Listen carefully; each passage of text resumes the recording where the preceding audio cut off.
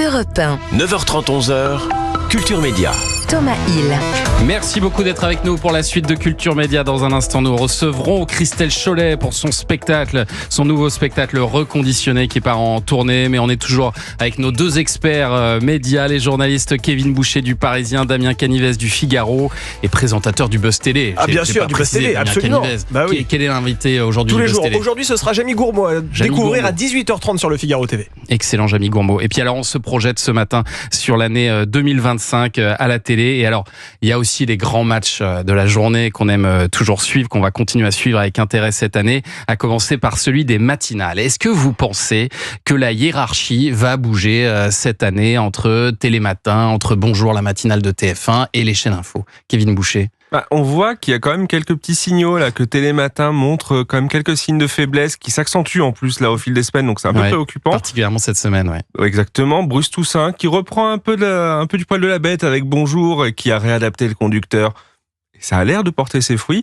Mais faut pas oublier là-dedans les chaînes d'infos avec CNews qui progresse beaucoup, BFM qui reste hyper solide et LCI aussi qui grappille petit à petit quelques petits points. Donc oui, il y a moyen que le podium puisse bouger d'ici la fin de la saison. Hein. Vous êtes d'accord, Damien? Alors, pas totalement. Je pense que le leadership de France 2 restera de toute façon incontestable parce que même si effectivement, comme l'a dit Julien Pichenet tout à l'heure, ça baisse un petit peu, ça reste quand même beaucoup plus important que la matinale de BFM TV qui pour le moment est deuxième. Là où je suis d'accord par contre, c'est qu'effectivement la deuxième place du podium pourrait être disputée par TF1 également parce qu'effectivement Bruce Toussaint augmente bien. Il y avait cette fameuse barre symbolique des 10% qu'il a atteinte de façon plus régulière encore qu'auparavant et BFM TV effectivement montre aussi parfois un peu des signes d'essoufflement. Donc il n'est pas impossible que TF1 monte sur la deuxième marche du podium et que BFM TV soit troisième. Mais par contre, je pense que France 2 restera première chaîne de toute façon sur le matin. Et alors, il y a aussi le match du midi entre les deux jeux phares de Jean-Luc Reichmann sur TF1, celui de Cyril Ferraud sur France 2. Est-ce que ça peut bouger, ça? Ou a priori, là, ça reste fixe? Très honnêtement, moi, je pense que ça ne bougera pas. Jean-Luc Reichmann est à 3 millions quand Cyril Ferraud oscille entre 1,5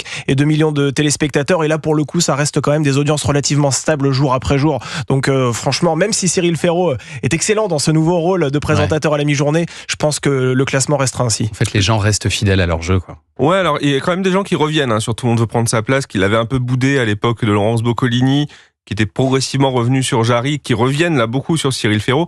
Mais oui, Jean-Luc Reichmann est tellement au-dessus, avec un Émilien qui est là depuis à peu près 245 ans, donc c'est bon. Et puis alors enfin, le soir, je sais que vous regardez de près le match entre les talk shows, C'est à vous, Quotidien, TPMP. Ça risque de pas mal bouger forcément cette année, avec bien sûr le point d'interrogation sur l'avenir de TPMP. Là, c'est la grande inconnue, parce qu'effectivement, avant les vacances de Noël, tout le monde pensait que TPMP allait s'arrêter, que cette émission ne serait plus du tout diffusée sur l'une des entités du groupe Canal, et vraisemblablement, Cyril Hanouna a laissé entendre récemment que ça pourrait revenir en access prime time sur C-Star. Si cette émission revient, est-ce que les téléspectateurs vont aller de C8 à C-Star, qui peut-être pourrait occuper le canal 12 à la place d'Énergie 12 aujourd'hui? Moi, je pense que oui, parce que c'est un public fidèle, celui de Cyril Hanouna. Après, si TPMP disparaît, est-ce que Quotidien ou C'est à vous vont reprendre ces téléspectateurs-là de leur côté? Le même public, hein. Moi, je pense pas. Très honnêtement, je pense pas que Quotidien reprenne les téléspectateurs de TPMP, parce qu'on s'en rend compte d'ailleurs pendant les vacances, lorsqu'il y a des best-of d'un côté, des inédits de l'autre, il n'y a pas forcément de pont entre ces deux émissions. Non, après, alors, à voir en effet, est-ce que TPMP va continuer ou pas? Est-ce que TPMP va continuer ou pas sur C-Star? Et quand va continuer TPMP? Est-ce que c'est dès le 1er mars? Est-ce que ce sera en septembre? Parce que avant les fêtes, Cyril Hanouna a laissé entendre à ses équipes que ce serait peut-être septembre. Là, on parle de mars. Ça va changer beaucoup de choses, parce que si c'est septembre, il y a tout un pont de mars à juin avec quasiment 2 millions de personnes qui vont se dire on va où? Est-ce qu'on va sur l'heure des pros? Est-ce qu'on va sur Quotidien? Est-ce qu'on va sur C'est à vous? Est-ce qu'on va regarder le 20h? Il y a beaucoup d'inconnus là-dessus. Mais ça va être très intéressant de voir où les téléspectateurs de TPMP vont aller et quelles émissions ils vont regarder. Est-ce qu'ils vont effectivement aller plus sur des jeux ou des chaînes info? Ça va être intéressant de suivre ça dès le 28 février finalement. Et puis la manière dont les cartes vont être rebattues aussi, vous l'avez dit, avec les changements de numérotation des chaînes, ça peut changer énormément de choses. Et le grand changement, c'est vrai, à la télé cette année, c'est l'arrivée a priori de deux nouvelles chaînes sur la TNT, la chaîne du groupe Ouest France, OFTV, celle du groupe CMI du Tchèque Daniel Kretinsky. Est-ce qu'on en sait plus d'ailleurs sur le contenu de ces chaînes? Est-ce qu'on sait ce qu'on va voir sur ces chaînes demain? Alors concernant la chaîne de CMI France de Daniel Kretinsky, d'ailleurs, on parlait de Réel TV et vraisemblablement ce sera pas ce nom-là parce que cette marque appartient à Bernard de la Villardière tout simplement. Ah oui. Donc avec Réel Média, donc ce sera vraisemblablement un autre nom qui sera choisi. C'était un nom de travail qui a été avancé dans l'Arcom. Parce qu'ils ont déposé ça auprès de l'Arcom et ils ne peuvent pas l'utiliser. Mais de sources sûres, a priori, c'était un nom de travail. Et ce nom-là devrait être changé. Alors le cœur éditorial de cette chaîne, ce sera la diffusion de documentaires qui vont reposer sur de nombreux piliers, si j'ose dire. Ce sera aussi bien des questions de société, des questions d'histoire, des questions aussi culturelles. Sur la case de l'avant-soirée, a priori, on devrait retrouver aussi une émission quotidienne en 2 parties. La première, ce sera un entretien avec un intellectuel ou bien avec un politique. Et puis la deuxième, ce serait plus un débat. Ça, c'est ce qu'on sait pour la chaîne de CMI France. Et pour OFTV, ça s'adresse à un public qui, selon eux, habite hors des centres-villes, donc on s'adresse plus vraiment à un public parisien. D'ailleurs, cette chaîne-là devrait émettre en dehors de Paris.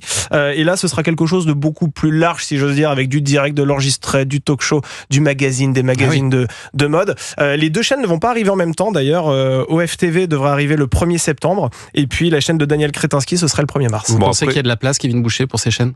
Non, pas forcément. Franchement, il y a quand même beaucoup de chaînes aujourd'hui. On voit qu'il y a plein de chaînes qui ont du mal, que plein de chaînes ne gagnent pas d'argent. Mais on ne sait pas ce qui se passe sur Chérie 25. On ne savait pas ce qui se passait sur Énergie 12. TF1 série film, franchement, on va pas trop la regarder non plus. Est-ce qu'il y a besoin de remettre des chaînes ? Et en plus, c'est vrai que là, elle présente des belles choses. L'Arcom a beaucoup aimé. Mais c'est comme sur un site de rencontre. Il y a la description et puis il y a ce qu'on va voir réellement. Je pense qu'on peut s'en reparler à la fin de l'année. Moi, je n'y vais pas. Je peux pas vous dire. C'est un homme d'expérience. Il peut y avoir un écart entre la photo et la réalité, effectivement. Merci beaucoup, Kevin Boucher, journaliste au Parisien, Damien Canives, journaliste au Figaro et présentateur du Buzz TV. Merci d'être venu ce matin sur Europe 1.